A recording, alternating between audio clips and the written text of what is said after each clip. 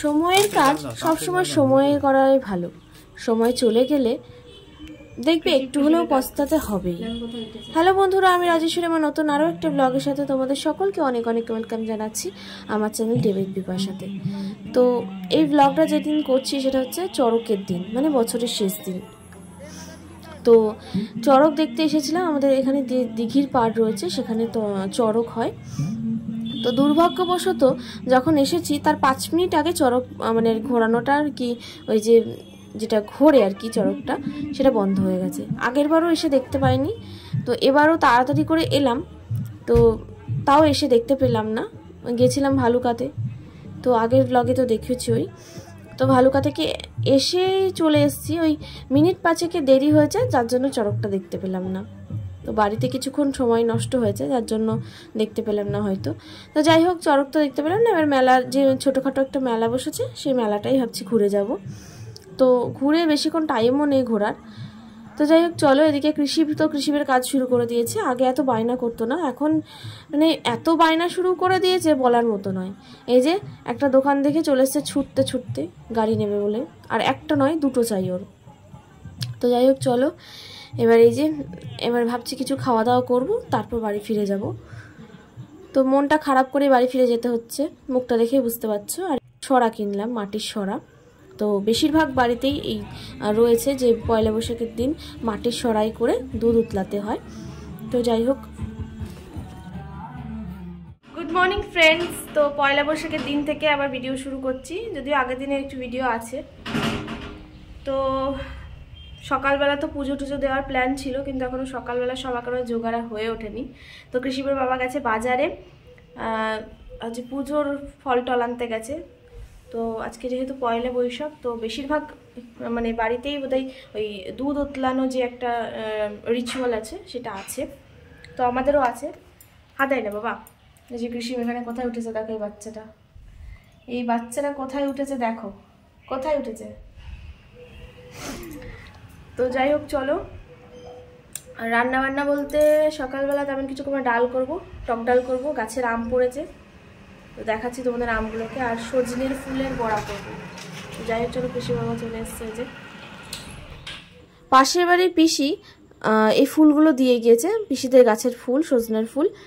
আর হচ্ছে কি যে এই আমগুলো আমাদের গাছের আম, আমি আর কৃষি দুজন মিলে আমগুলো আজকে কুড়িয়েছি সকালে। তারপরে যে স্নান টান সেরে চলে এসেছি পুজো করবো বলে। ওদিকে পুজো টুজো করে নিয়ে এবার এদিকে ঘট বসিয়ে যে দুধ উতলানোর যে নিয়মটা আছে প্রত্যেক বাড়িতেই, বেশিরভাগ বাড়িতেই এই নিয়মটা পয়লা বৈশাখের দিন রয়েছে। তো আমি প্রথমবার আর কি এটা করছি। তো এতদিন আমার শাশুড়ি মাই করেছে। তো যাই হোক, প্রথমবার করছি, তো অত মানে ভালো আর কি প্রথমবার পারিনি। যাই হোক, কৃষিবের বাবাও ছিল, একটু বলে বলে দিচ্ছিল। চারিদিক দিয়ে জাল দাও।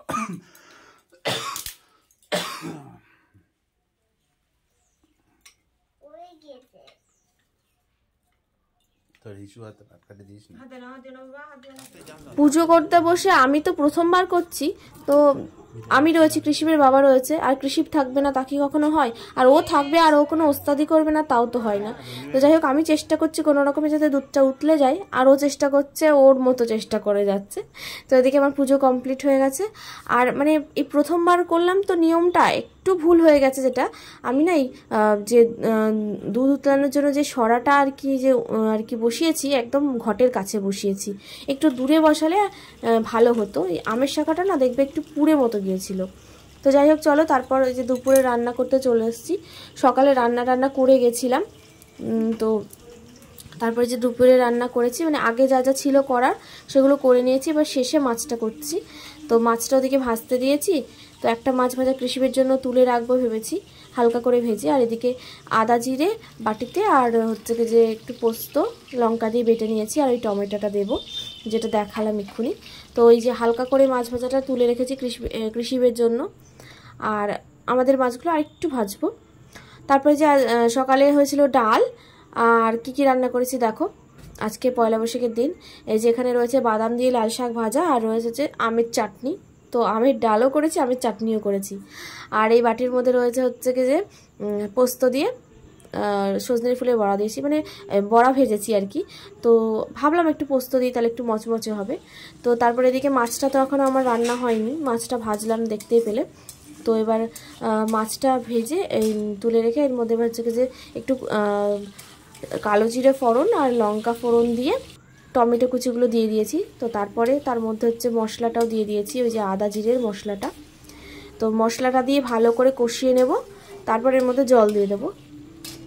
তারপর যখন জলটা ফুটবে তার মধ্যে দিয়ে দেবো মাছ ভাজাগুলো। তো তারপরে যে দেখো আমার মাছের ঝোলের মানে ঝোলটা ফুটে গেছে, এবার মাছগুলো নামিয়ে মানে আর কি দিয়ে দেবো ঝোলের মধ্যে।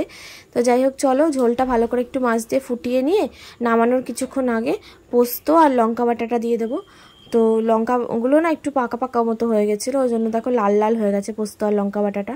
তো এই যে পোস্ত আর লঙ্কা বাটাটা দিয়ে ভালো করে ফুটিয়ে একটু নামানোর আগে কাঁচা সর্ষের তেল দিয়ে দিলাম, আর কাঁচা লঙ্কা তারপর খুঁজে খুঁজে পেয়ে আর কি কাঁচা লঙ্কা দিলাম, একটা পেলাম না হচ্ছে যে, আর মানে বাকি লঙ্কাগুলো সব দেখলাম লাল লাল মতো হয়ে গেছে।